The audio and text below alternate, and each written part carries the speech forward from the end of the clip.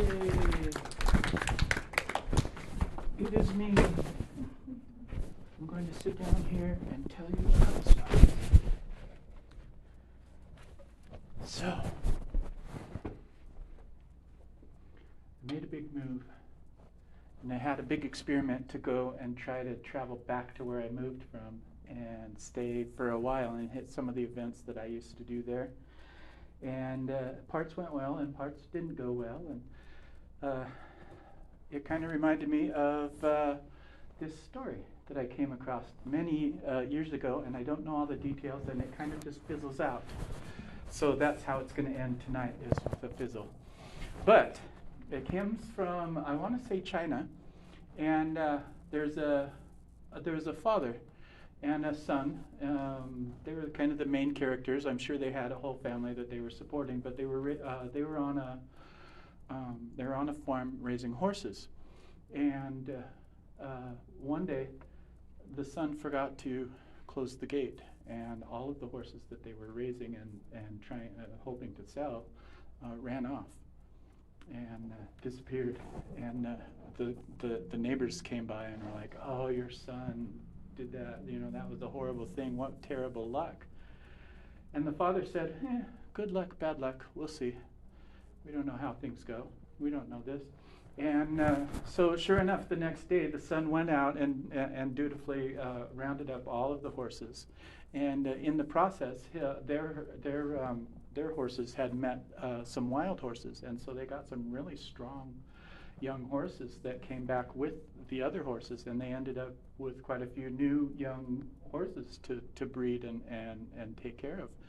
And so, of course, the neighbors came by and said, "Wow, what good luck. You have all these new horses." And the father said again, "Oh, yeah, good luck, bad luck. I don't know. We'll see."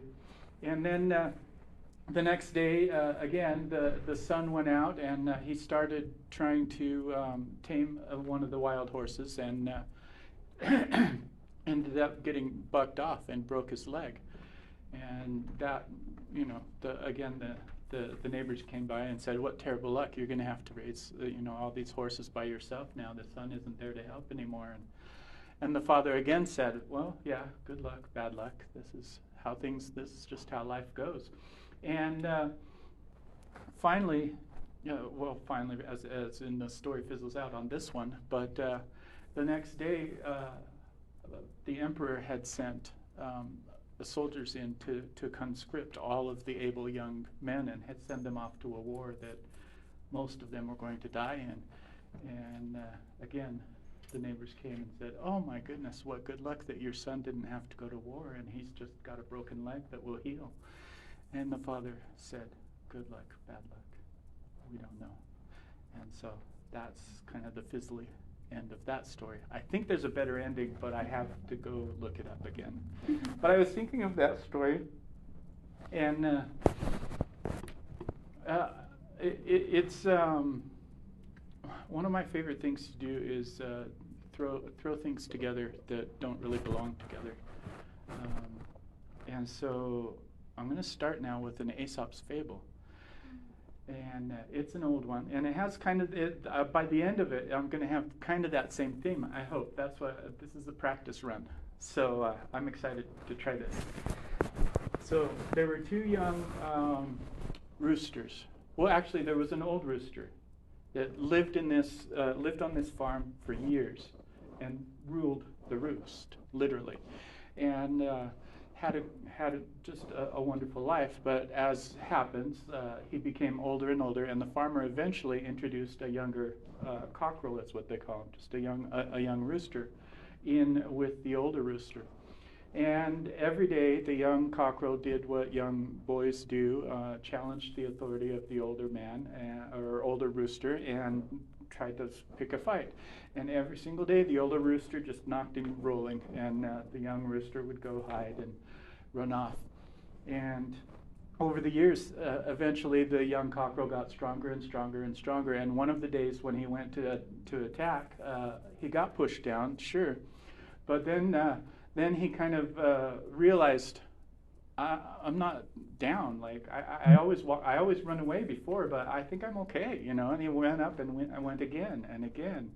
And each time he would go a little further, and this lasted for a few more weeks, that he would get more and more before he would finally give up. And then one day, lo and behold, it was the older rooster that just got tired, just so tired, and finally, after getting pushed down and getting, he was the one that got pushed down and said, you know what, I'm done, I don't have to do this. And he went and hid under a pile of wood, and the young rooster, now the king of the roost, crowed very proudly. Oh, he was so proud, so happy, so loud, so happy. Got climbing higher and higher, flapped and got himself up on top of the roost. And then silence. The old rooster didn't know anything, like, what is going on? And like curiosity got over his fear, and he came out and he's looking all around him. Finally, he looks up and he sees an eagle flying off with the young rooster. And he was like, wow. All right. So he was the king of the roost again. Now, that seems like bad luck by me. One lesson I like from that is that all of our battles are in context.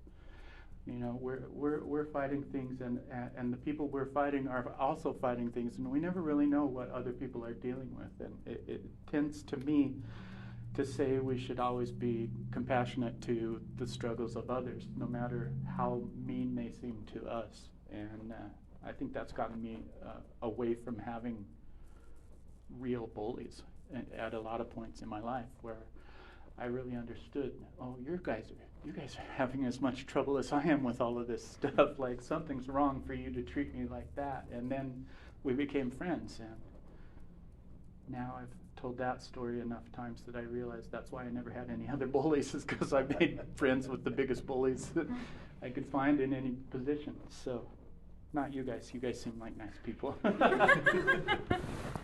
But I've been thinking about this whole idea of that Earth might be a simulation, right? Like this could totally be just a game. And it made me wonder about that rooster, that old rooster who's like, yes, no one has ever beat me. I am the master of this level. And little did he know, the eagle didn't kill the younger rooster. That's just the way to get off of level 1. So again, good luck, bad luck. We never really know.